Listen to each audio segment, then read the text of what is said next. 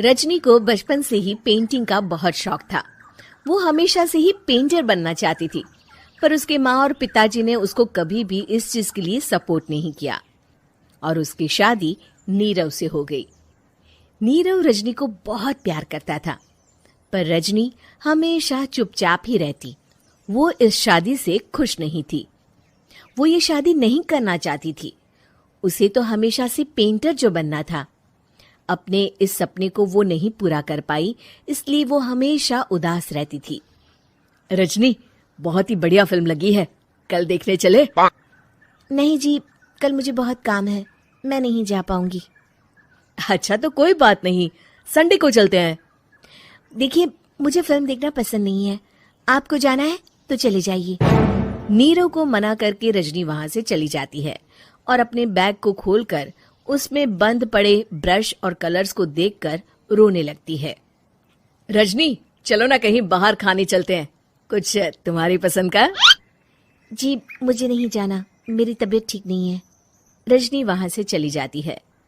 नीरव को समझ नहीं आता कि रजनी उससे इतना दूर क्यों रहती है।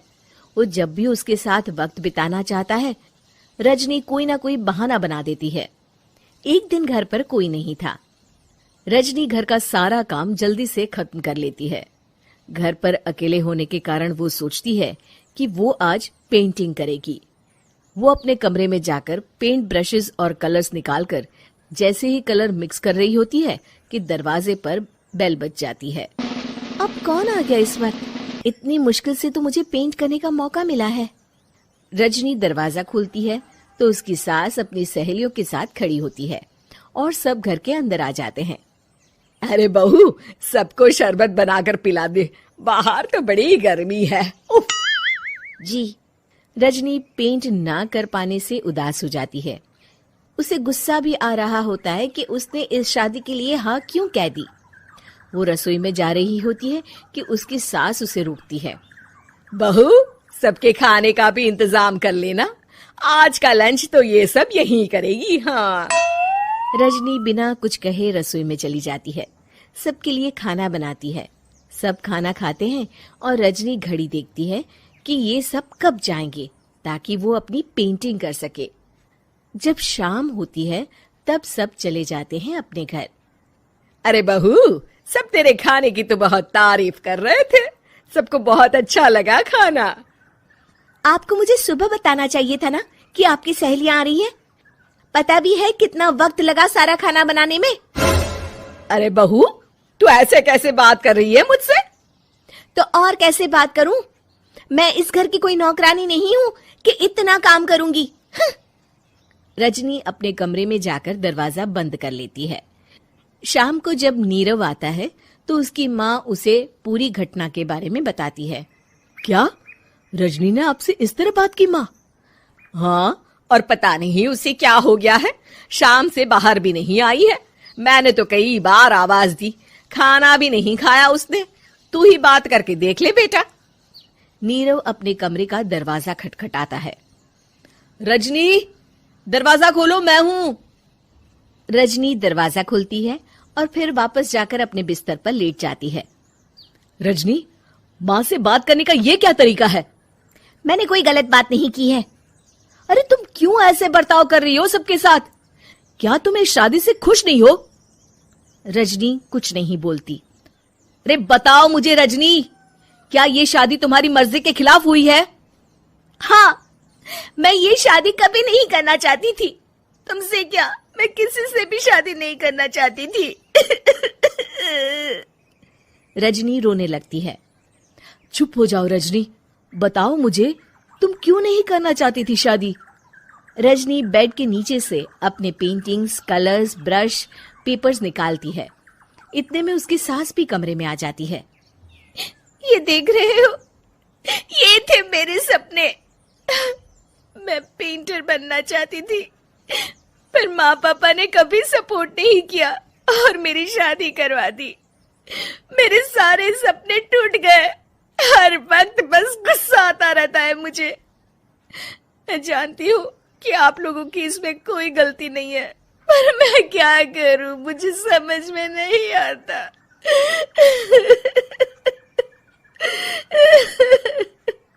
रजनी फूट फूट कर रोने लगती है। मुझे माफ कर दीजिए, आप दोनों के साथ मैं बहुत बुरा बर्ताव कर रही हूँ। अरे रजनी बेटा चुप हो जाओ तुम। नीरव पानी लेकर आता है। ये लो पानी पियो और शांत हो जाओ। रजनी पानी पीती है और उसकी सास पेंटिंग्स देख रही होती है। अरे नीरव, हमें तो पता ही नहीं था कि हमारी बहू कलाकार है। अरे कितनी अच्छी पेंटिंग्स बनाई है, देखो तो। ये वाली तो मैं अपने कमरे में ले जाऊंगी। आपको ये पेंटिंग्स अच्छी लगी? अच्छी नहीं, बहुत अच्छी लगी। और तुमने हमें बताया क्यों नहीं? तुम जब चाहे पेंटिंग कर सकती हो रजनी। हम तुम्हारे सपनों को पूरा करने में तुम्हारा पूरा साथ देंगे। हाँ बेटा, हम कला की कद्र करते हैं। हम कलाकार तो नहीं, पर मुझे गर्व है कि मेरी बहू एक कलाकार है। रजनी, नीरव और सास तीनों हंस पड़ते। और देवरानी। एक बार की बात है, सुषमा अपने पूरे परिवार के साथ खुशी खुशी मोहन नगर में रहती थी। उसकी 2 बहुएं थी, पल्लवी और शिवानी। एक दिन दोनों बहुएं रसोई में काम कर रही होती है कि तभी उनकी सास सुषमा उन्हें बुलाती है। अरे बहू, जरा इधर तो आना। शिवानी, जरा जाकर देखना सासू माँ क्या कह रही हैं। दीदी आप ही देख लो ना जाकर, आपको भी तो सुनाई दे रहा है। अरे मैं आटा गूंद रही हूँ ना, तुम चली जाओ। हाँ तो मैं भी तो सब्जी काट रही हूँ ना दीदी। अरे बहू जल्दी आओ। ओह, ये तो जाएगी नहीं। मैं ही जाकर देखती हूँ कि क्या करना है। पल्लवी सुषमा के कमरे में जाती है। जी मम्मी जी, क्या हुआ? शाम को घर पर कुछ मेहमान आने वाले हैं, तो तुम अच्छा सा खाना बना लेना बहू। ठीक है मम्मी जी, आप बता दीजिए क्या क्या बनाना है और कितने लोग आ रहे हैं। सुनील की मौसी जी और उनका पूरा परिवार आ रहा है। कुल मिलाकर 3 लोग और हमें मिलाकर हुए 9 लोग। तो अभी से ही तैयारी करना शुरू कर दो। और हाँ, घर की सफाई भी कर देना, हाँ अच्छे से। जी मम्मी जी, सब काम हो जाएगा, आप चिंता मत कीजिए। पल्लवी शिवानी को घर में मेहमान आने वाले हैं इसके बारे में बताती है। क्या 9 लोगों का खाना बनाना होगा, घर की सफाई करनी है? बाप रे, सासू माँ ने तो हमें घर की नौकरानी ही समझ कर रखा है। ऐसा नहीं बोलते शिवानी, हम इस घर की बहू हैं और घर के काम करना हमारा फर्ज है। दीदी तो है ही सासू माँ की चमची, जब देखो सासू माँ सासू माँ। मैं तो इतना सारा काम नहीं करने वाली। शिवानी कपड़े लेकर गमला साफ कर रही होती है और चक्कर आने का नाटक करने लगती है। मेरा सर चकरा रहा है। तभी वहां पल्लवी और सासू माँ जाते हैं। अरे बहू, क्या हो गया तुम्हें? मम्मी जी, बहुत तेज सर में दर्द हो रहा है। तुम एक काम करो शिवानी, आराम कर लो। नहीं नहीं दीदी, घर में मेहमान आने वाले हैं, मुझे आपकी मदद करनी चाहिए। अरे कोई बात नहीं शिवानी, तुम आराम कर लो, मैं सब काम कर लूंगी। ठीक है दीदी, अगर आप इतना कह रही हैं तो आराम कर लेती हूँ। शिवानी आराम से अपने कमरे में मैगजीन पढ़ रही होती है। इसे कहते हैं आराम की जिंदगी। इतना सारा काम। चलो सारा काम खत्म हो गया, शिवानी को देख आती हूँ। शिवानी अपने कमरे में ईयरफोन में गाने सुनते सुनते सो जाती है और उसके साइड में मैगजीन भी रखी होती है। पल्लवी वहां आ जाती है और वो सब देखती है। ओहो, तो मतलब सब काम चोरी का बहाना था। अभी बताती हूँ इसको। घर का सारा काम मुझे करना पड़ा और ये महारानी यहाँ मैगजीन पढ़ रही है, गाने सुन रही है। पल्लवी रसोई से एक प्लेट और चम्मच लेकर आती है और शिवानी को थाली बजाकर उठाने लगती है। शिवानी अचानक से उठती है। उठ गई महारानी, गाने भी सुन लिए, मैगजीन भी पढ़ ली। तुम तो बहुत बड़ी झूठी निकली शिवानी। तुमने सर दर्द का बहाना बनाया ताकि काम करने से बच सको। हाँ बनाया बहाना, तो क्या करती, इतने सारे काम करती। मुझे कोई शौक नहीं है चापलूसी का। क्या चापलूसी? तुम्हें लगता है कि मैं सारे काम चापलूसी के लिए कर रही हूँ? और नहीं तो क्या। तभी वहां सासू माँ आ जाती हैं। अरे बहू, वो लोग बस आने ही वाले हैं, तुम तैयारियां कर लो। जी सासू माँ, तुझे तो मैं बाद में देखती हूँ। सब खाना खाने बैठते हैं और खाना शुरू करते हैं। तभी सुनील की मौसी बोलती है, वाह भाई वाह, खाना तो बहुत ही अच्छा बना है सुषमा जी। एक एक चीज में क्या स्वाद है। ये सुनकर शिवानी मुंह बना लेती है। उसे अपनी जेठानी की इतनी तारीफ रास नहीं आती। आपकी बहुएं तो बहुत ही अच्छा खाना बनाती हैं।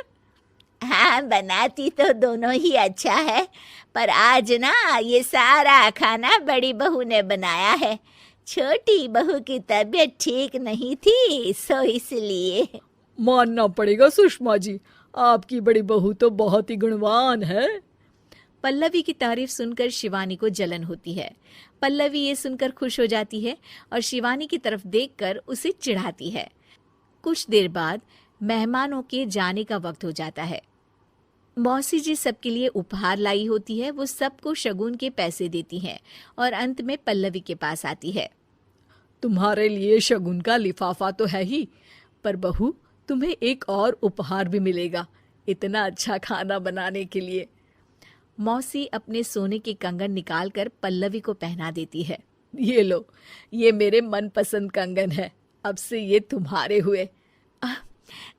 धन्यवाद मौसी जी। ये देखकर शिवानी तो पूरी तरह से जल जाती है और गुस्से से रसोई में चली जाती है। तभी वहां पल्लवी आ जाती है और उसे अपने कंगन दिखाने लगती है।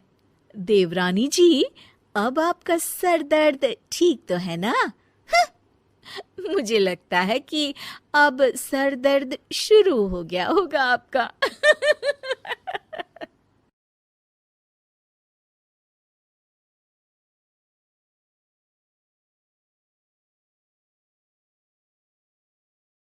सृष्टि बचपन से ही दिखने में सुंदर नहीं थी, लेकिन अमीर बाप की बेटी सृष्टि पर उसकी माँ जान छिड़कती।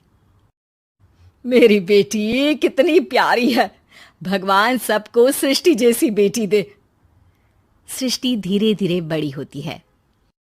एक दिन सृष्टि की सहेली कहती है, तू दिखने में कितनी अजीब सी है, लेकिन मैं जानती हूँ हम सब में सबसे अच्छी शादी तो तेरी ही होगी। तेरे पापा अमीर जो हैं। और बता नहीं सकते यार, दहेज तो हर कोई देता है, ये क्या ज्यादा ले जाएगी अपने पति के लिए? अरे बड़े शहर में कोठी है इसके पापा की। अरे पापा की है ना, कौन सी इसकी है? इसकी होती तब तो कोई भी लड़का इससे शादी कर लेता। अरे पापा की मतलब पापा की है तो मेरी ही है ना? किसने कहा? अब तेरी तो तब होगी ना जब तेरा भाई ना हो। वैसे भी शादी के बाद सारी प्रॉपर्टी भाई के नाम होती है। सृष्टि समझ जाती है कि उसे किसी भी हालत में माँ बाप की सारी प्रॉपर्टी को अपने नाम करना है, लेकिन कैसे? एक दिन सृष्टि का भाई शीनू कहता है, बहन क्या कर रही है? तुझसे एक बात करनी है। अरे हाँ हाँ करना, मैं तो तेरी बहन हूँ। बहन, मेरी लाइफ में ना एक लड़की है, बहुत अच्छी है। मैं सोच रहा हूँ माँ और पापा से बात करूँ शादी के लिए।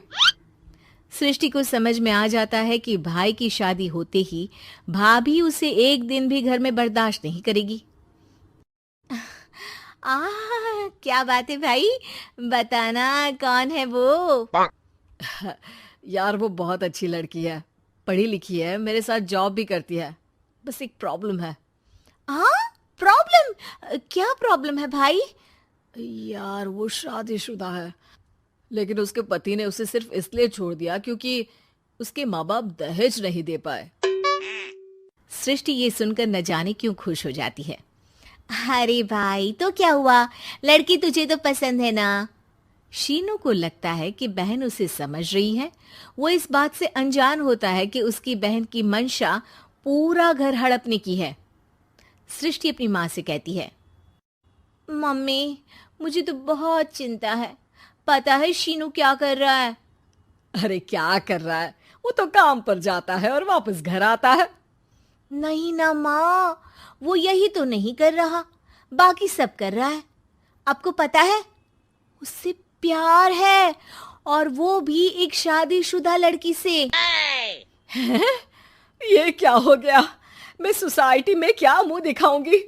अरे तेरे पापा तो यही कहेंगे कि मैंने ही उसे बिगाड़ दिया है। माँ देखो, मेरी बात मानो, पापा पर भी विश्वास करने की जरूरत नहीं है। अब आप ही बताओ, पापा इतनी देर घर के बाहर रहते हैं क्यों, बोलो? अरे बेटा, वो तो नौकरी करते हैं ना। तू बहुत भोली है माँ।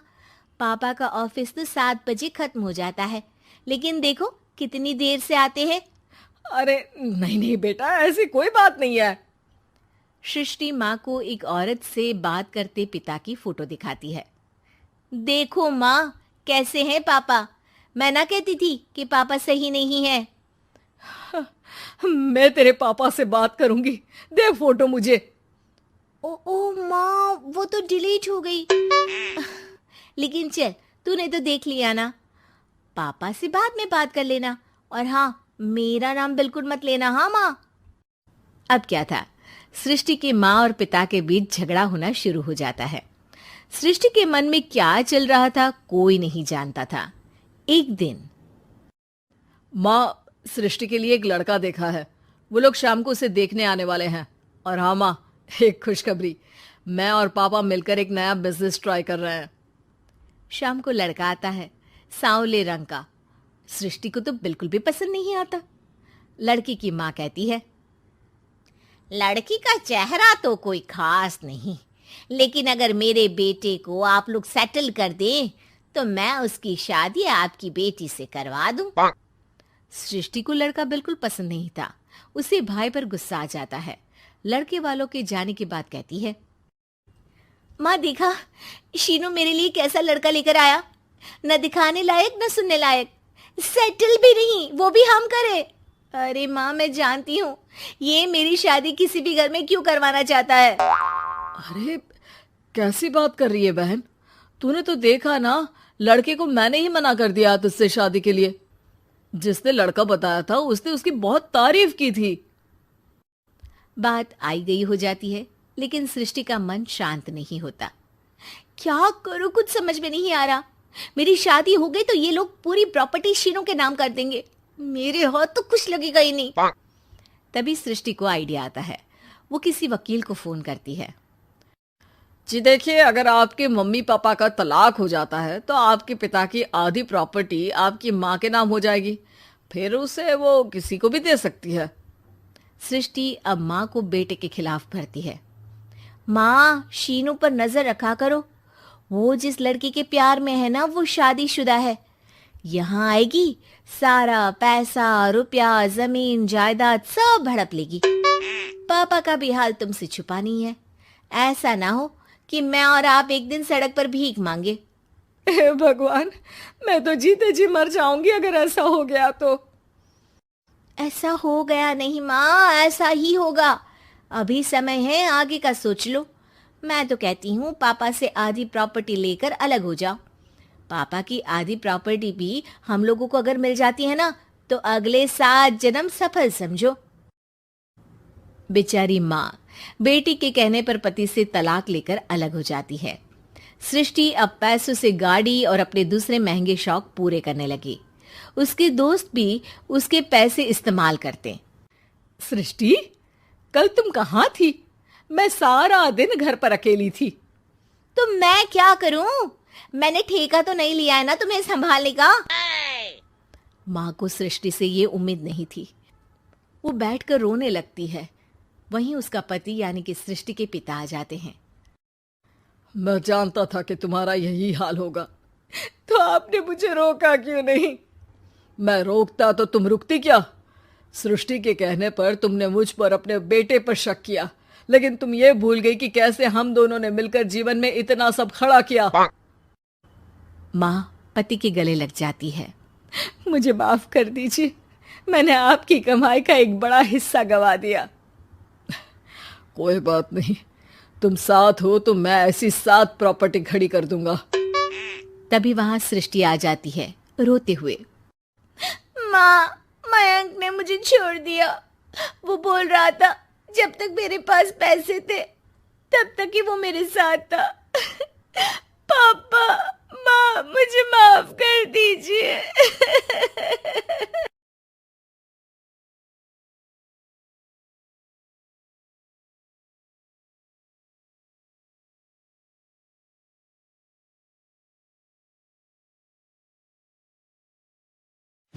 कहानी है रामपुर गांव की, जहां के मर्द महिलाओं को हमेशा नीचा दिखाने की कोशिश में रहते।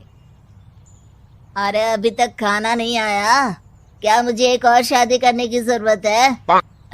नहीं जी नहीं, ऐसा मत करना, वरना मैं कहाँ जाऊंगी। खाना लेकर मैं अभी आई जी। गांव की पंचायत में भी फैसले हमेशा औरतों के खिलाफ ही रहते। मैं जो फैसला सुनाता हूँ वो भगवान की आज्ञा होती है। इस लड़के ने अपने मन से शादी करके अच्छा नहीं किया। लड़के को घर भेज दो और इसकी शादी इसकी जाति की किसी लड़के से करवा दो। लेकिन ये लड़के, इसे तो गांव के बाहर निकाल दो। नहीं नहीं जमींदार साहब, ये क्या बोल रहे हैं? ऐसा नहीं हो सकता। मेरी बेटी मासूम है, इसे अच्छे बुरे की समझ नहीं है। अरे कहाँ जाएगी ये बेचारी? कहाँ जाएगी? इतनी चिंता है तो पूरे परिवार का गांव निकाला कर देते हैं। बेचारे पूरे बसे बसाए परिवार को गांव छोड़ना पड़ता है। चाहे जो हो, अगर बेटियों को कंट्रोल नहीं कर सकते तो गांव में रहने का कोई मतलब नहीं है। यहाँ औरतों को दब कर रहना होगा। कोई भी अपने हिसाब से कुछ नहीं कर सकता, सब ईश्वर की मर्जी से ही होगा। तभी गांव का एक आदमी दौड़ा दौड़ा आता है। सरपंच साहब, जमींदार साहब, वो कालिया है ना, उसकी बेटी पढ़ने के लिए शहर जा रही है। अच्छा, ये कब हो गया? और कालिया की हिम्मत कैसे हो गई ऐसा करने की? लेकर आओ उसे और उसकी बेटी को। बस फिर क्या था, हाजिर हो जाते हैं कालिया और उसकी बेटी सरपंच के सामने। अरे कालिया, ये क्या सुनने में आ रहा है? बेटी को इंजीनियर बना रहा है तू? और ये बता, गांव में तो स्कूल नहीं है, फिर कहां से इतनी क्लास पास कर गई तेरी बेटी? राधा, जो कि कालिया की बेटी है, उसे लगता है कि सरपंच उसकी तारीफ कर रहे हैं। सरपंच जी, मैंने ऑनलाइन पढ़ाई की है, डिस्टेंस लर्निंग से। सभी में मैंने अच्छे नंबर पाए हैं, जिसे देखते हुए शहर की इंजीनियरिंग कॉलेज में मुझे स्कॉलरशिप मिली है। वाह जी वाह, क्या होती है ये? पहले तो ये बताओ, फिर आगे की बात करते हैं। पूरा गांव राधा की बात सुन रहा था और राधा बोलती जा रही थी। तो ऐसे मैं फ्री में एक अच्छी शिक्षा लेकर गांव में जो कुछ परेशानियां हैं, जैसे बिजली, पानी और इंटरनेट जैसी समस्याओं के लिए काम करूंगी। मैं गांव को शहर से जोड़ने के लिए पुल का निर्माण करवाने का प्रस्ताव रखूंगी। मुझे पूरी उम्मीद है कि जल्द ही हमारा गांव भी तरक्की की राह पर चल पड़ेगा। राधा की बात सुनकर सारे गांव वाले ताली बजाने लगते हैं। सरपंच को समझ नहीं आता कि वो क्या करे। चुप रह नादान लड़की, गांव के खिलाफ जाने के लिए तुझे गांव से बेदखल कर दिया जाएगा, वो भी पूरे परिवार के साथ। और हाँ, अगर ठीक से गांव में रहना चाहती है तो ये पढ़ाई लिखाई छोड़ दे। हम तेरे लिए गांव का कोई होनहार लड़का देखेंगे। तभी गांव का एक आदमी बोल पड़ता है। अरे नहीं नहीं सरपंच जी, राधा बिटिया जो बता रही है, अगर वैसा हो जाए तो हम लोगों को पैसा कमाने के लिए बाहर नहीं जाना पड़ेगा। हाँ जी, और ना ही कोसों दूर पानी के लिए भटकना पड़ेगा। हमारे बच्चे भी अच्छी पढ़ाई कर सकेंगे और आगे बढ़ेंगे, ना कि हमारी तरह खेती करते बैठेंगे। क्यों गांव वालों, राधा बिटिया का साथ देना चाहिए ना। सरपंच देखता है कि गांव राधा के साथ है तो वो चुप हो जाता है। वो घर आकर अपने सलाहकार से बात करता है, जो बहुत ही चालाक किस्म का इंसान होता है। अरे सरपंच साहब, आपको बहुत ही होशियारी से काम लेना पड़ेगा। एक बार गांव तरक्की कर गया, यहाँ के बालक पढ़ लिए तो कोई ना पूछेगा आपको। और फिर ये जो बेटा और बेटी है ना आपके, इनको भी आम लोगों की तरह ही जीवन जीना होगा। हाँ, लेकिन करे तो क्या करे? वो ना आप मुझ पर छोड़ दीजिए, बस मैं जैसा बोलूं करते जाइए। अगले रोज सुबह जब गांव वाले सोकर उठते हैं तो राधा के घर के बाहर और साथ ही वो लोग जिन्होंने राधा का सपोर्ट किया था उनके घर के आगे लाल रंग से कल आऊंगी लिखा होता है। कल आऊंगी, यह क्या होता है? अरे यह तो खून से लिखा है, लगता है कोई भूत प्रेत या चुड़ैल का साया है। चलो सरपंच जी के पास चलते हैं। सभी सरपंच के पास जाकर उसे सारी बात बताते हैं। अरे ये तो बड़ी मुश्किल की बात है। चलो, मैं एक बाबा को जानता हूँ, उन्हें बुला लेता हूँ। सरपंच बाबा को लेकर गांव के घर के बाहर जाता है। ओहो, तो ये वो चुड़ैल है जो उन लोगों को निशाना बनाते हैं जो गांव को बदलने का सपना देखते हैं। वो गांव को ऐसे ही संपन्न देखना चाहती है। वो नहीं चाहती कि कोई बाहरी यहाँ का कायाकल्प करे। क्या तुम लोगों में से किसी ने गांव को बदलने की सोच रखी है? तभी राधा की माँ रोते रोते आती है। मेरी राधा घर से गायब हो गई है। अरे कोई तो बचाओ, मेरी बच्ची कहाँ गई?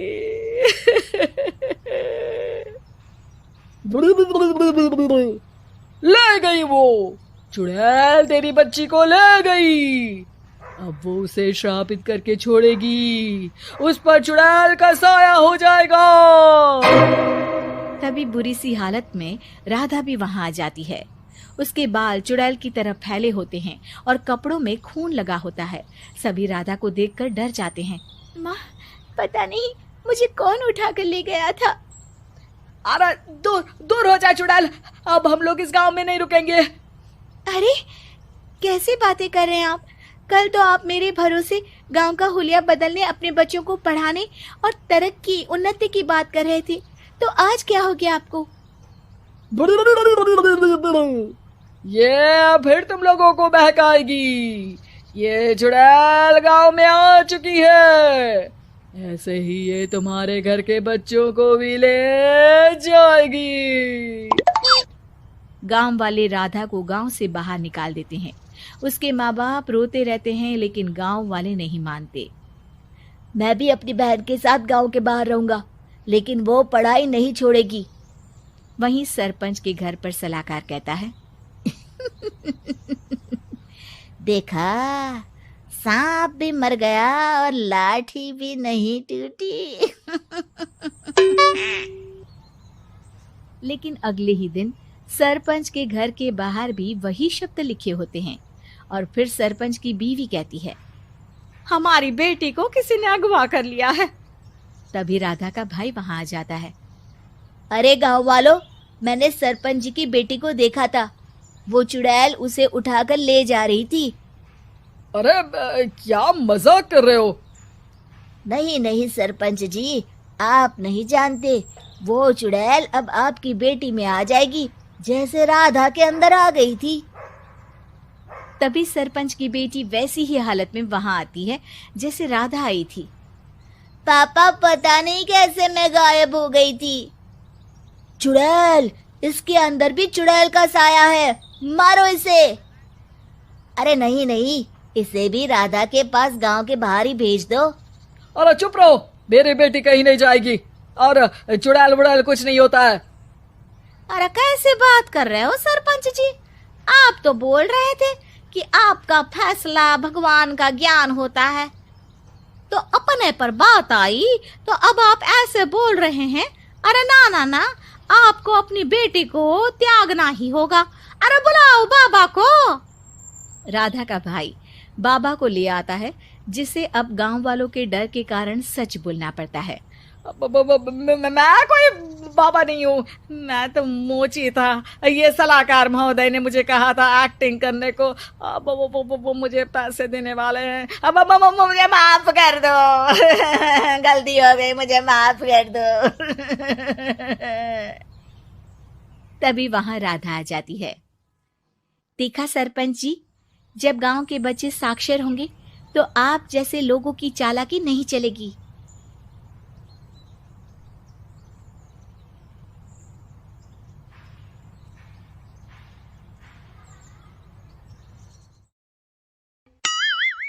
मीरपुर नाम के शहर में तेजस अपनी पत्नी नीरू के साथ रहता था। पति पत्नी दोनों ही नौकरी करते थे। एक दिन तेजस गांव अपनी माँ के पास फोन करता है। हेलो, प्रणाम माँ। जीते रहो माँ, तुम दादी बनने वाली हो। अरे वाह, ठीक है बेटा, मैं कल ही आती हूँ। जब माँ जी शहर पहुंची तो बेटे बहू ने बहुत अच्छे से स्वागत किया। लीजिए माँ जी चाय। अरे गर्मा गर्म पकोड़े ले आओ माँ के लिए। नीरू रसोई में गई और 2 मिनट में ही पकोड़े ले आई। जी ये लीजिए। बहू जादू से बनाए हैं क्या? अभी तो रसोई में गई थी। यम्मी। माँ जी, शीला रसोई में पकोड़े तल रही है, मैं बस लेकर आई। हे भगवान, मेरा धर्म भ्रष्ट कर दिया तूने। अब तो गंगा जल से शुद्धिकरण करना होगा। दूसरे दिन, माँ जी मैंने नाश्ता बना दिया है, ऑफिस जा रही हूँ। पर अभी तो घर का सारा काम पड़ा है। शीला आती ही होगी, झाड़ू पोछा बर्तन कपड़े वो सब कर लेगी। हमारे जमाने में घर का सारा काम हम ही करते थे। जी माँ जी, आप बहुत होशियार हैं, मैं घर ऑफिस दोनों नहीं संभाल पाती। तो जरूरत क्या है घर से बाहर जाकर चाकरी करने की? वैसे भी घर का काम खुद करने से घर में बरकत आती है, समझी? पर माँ जी। पर वर कुछ नहीं, इस महीने की पगार मिले फिर ऑफिस बंद है। हाँ। रात को नीरू तेजस से कहती है। सुनिए जी, माँ जी बोल रही थी कि मैं नौकरी छोड़ दूं। वैसे ठीक ही तो है, अभी तुम्हें आराम की जरूरत है। फिर भी आराम कहाँ, शीला को छुड़ाने के लिए बोल रही थी। तो अब 24 घंटे में इतना काम तो कर ही सकती हो। पर जॉब पसंद है मुझे, घर पर मन नहीं लगेगा।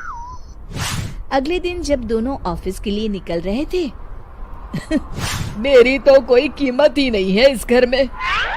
माँ जी, आजकल महंगाई बहुत है, रहन सहन भी बदल गया है। दोनों नौकरी करते हैं तभी ठीक रहता है।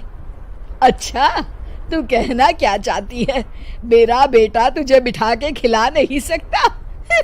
तू ही इस घर का खर्च चला रही है, हैं? नहीं माँ जी, मेरा वो मतलब नहीं था।